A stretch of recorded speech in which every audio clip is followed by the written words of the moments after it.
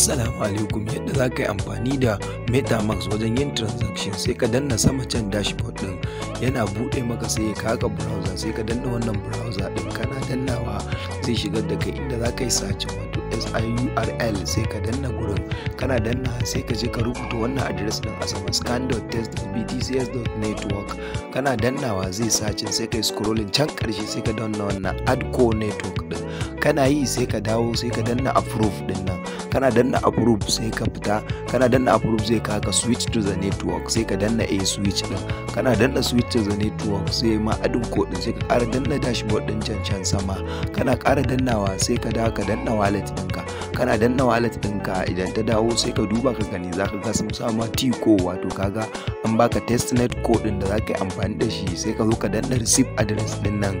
in ka danna receive address din sai ka dawo sai ka shiga sai kai copy address din inda zaka je kai pasting din zaka samu code din testing, sai ka da ka danna can sama wajen searching ɗinka na TestNet ɗinka na kan Metamask ɗinka, sai ka danna wannan address din, sai ka kara da wannan post-it din a gaba, zai linkin ɗinka zuwa address nan, kuma shine inda zaka inputin din address din daga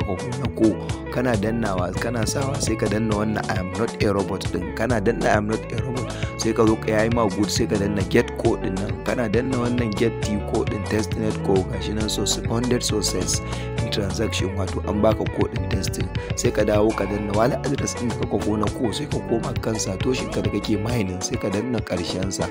nan add wallet address, sai ka saka, kana danna address din sai ka sa confirm, kana danna confirm sai ka koma kan Metamask ɗinka, sai ka danna send, kana shiga send akan Metamask ɗinka sai ka je ka ɗauko address ɗin da kake so kuma ka tura wa wannan code ɗin, kana ɗauko address ɗin sai ka samu su kaga kamar account 1, sai ka danna next, kana danna next a ciki